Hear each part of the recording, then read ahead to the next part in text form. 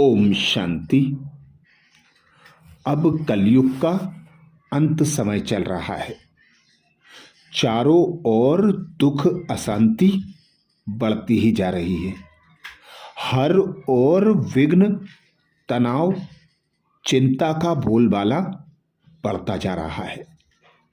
ऐसे समय में सभी मनुष्य भगवान को पुकार रहे हैं, ढूंढ रहे हैं, भटक रहे हैं, कहीं भगवान मिल जाए। कोई मंदिर जाता है, कोई मस्जिद, कोई गुरुद्वारा, कोई चर्च। हर ओर भगवान को ढूंढ रहे हैं कि कहीं भगवान मिल जाए और दुख अशांति समाप्त हो जाए। पर यदि इसका अपोजिट हम देखें, हम भी के भाई बहनों को स्वयं भगवान ने अपनी संतान एडॉप्ट किया, हमें अपना मददगार बनाया। तो भगवान का मददगार बनने वालों को स्वयं भगवान भी याद करते हैं, उनकी मदद के लिए सदा तत्पर रहते हैं। जैसा कि हमने हनुमान की कहानी सुनी है कि भगवान एक डायरी में ऐसे भक्तों का नाम लिखते थे जिनका स्मरण स्वयं भगवान करते थे, और एक डायरी में ऐसे भक्तों का नाम लिखते थे जिनका नाम जो भगवान का नाम सुमिरन करते थे।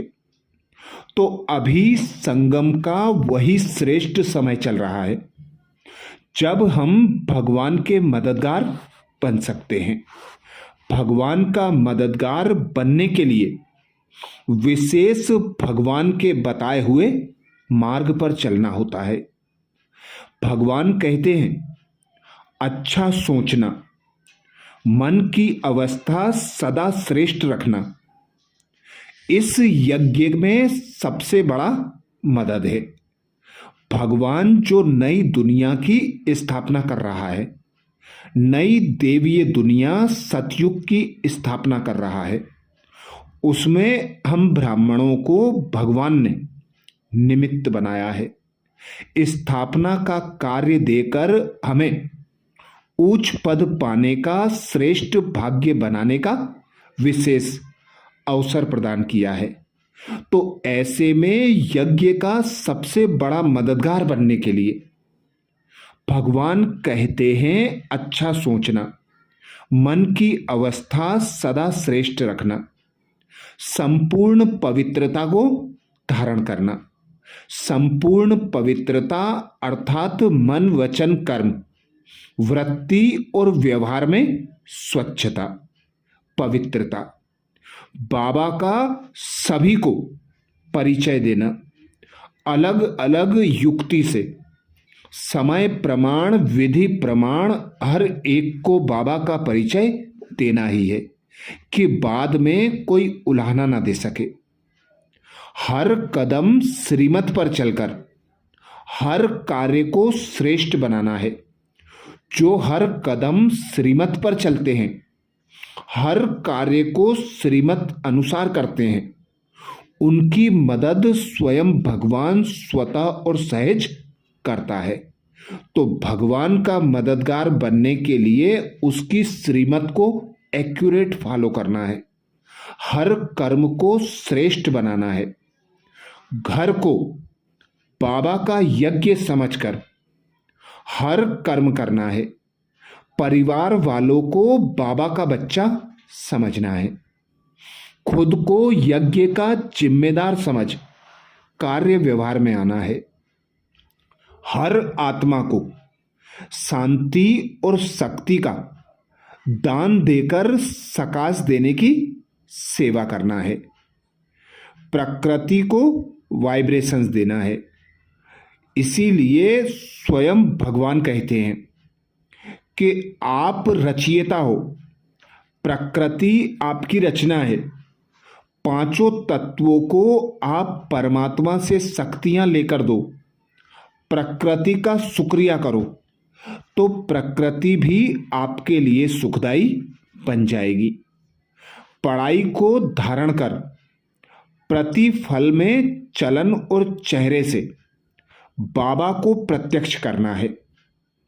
योग का प्रयोग करके बाबा के साथ कंबाइंड होकर हर कर्म सफलतापूर्वक करना है। व्यर्थ का कथा समाप्त करना है। व्यर्थ की कथा अर्थात परदर्शन, परचिंतन, मनमत, परमत सभी समाप्त कर देना है। समर्थ संकल्प का खजाना जमा करना है। खुद को परिवर्तन कर पुराने स्वभाव संस्कार से मुक्त बनाना है। दूसरों को भी परिवर्तन करने में मददगार बनना है। जितना हो सके अपने तन मन धन समय संकल्प श्वास को बाबा के यज्ञ में सफल करना है। 21 जन्म के लिए बैंक में जमा कर देना है। बाबा का इस बेहद यज्ञ का रिस्पॉन्सिबल समझकर हर सेकेंड सफल करना है। तो जो बच्चे उस भगवान के यज्ञ में मददगार बनेंगे, भगवान भी उनका मददगार स्वतः और सहज बनेगा। तो अब बाबा की श्रीमत अनुसार अमृत वेला उठकर बाबा से अमर भाव का वरदान लेना है। 3 स्मृति का पक्का तिलक लगाना है। पहली स्मृति मैं आत्मा बिंदु, दूसरी स्मृति मेरा पिता परमात्मा बिंदु और तीसरी स्मृति ड्रामा बिंदु, नथिंग न्यू। 3 बिंदी की स्मृति में रहकर अचल अडोल बनना है। बाबा पर निश्चय बुद्धि होकर बाबा की याद की लगन में मगन होकर हर कार्य को करना है। बड़े से बड़ी विघ्न परिस्थिति को पार करने के लिए, हर कार्य में सफलता प्राप्त करने के लिए 1000 भुजाओं वाले बाबा को अपने साथ रखना है। स्वयं को करनहार अनुभव कर करावनहार पिता परमात्मा को साथ लेकर हर कार्य करना है। तो हर कार्य में स्वतः और सहज सफलता प्राप्त होगी। जैसा कि शिव शक्ति का गायन है, शिव के साथ शक्ति कंबाइंड है और शक्ति के साथ शिव कंबाइंड है। तो अब हम स्वयं को शिव शक्ति की सीट पर सेट रखें कि हम शिव की शक्तियां हैं।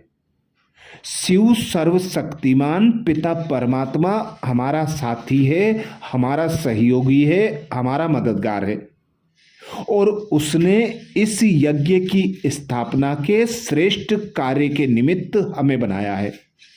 तो हमें भी बाबा की याद में रहकर बाबा की श्रीमत अनुसार हर कार्य को सेवा समझकर करना है। भल हम गृहस्थ में रहते हैं, कमल पुष्प समान न्यारा और प्यारा रहकर हर बोझ बाबा को अर्पित कर स्वयं को डबल लाइट फरिश्ता अनुभव करना है। हर आत्मा को सुख शांति की सकाश देना है।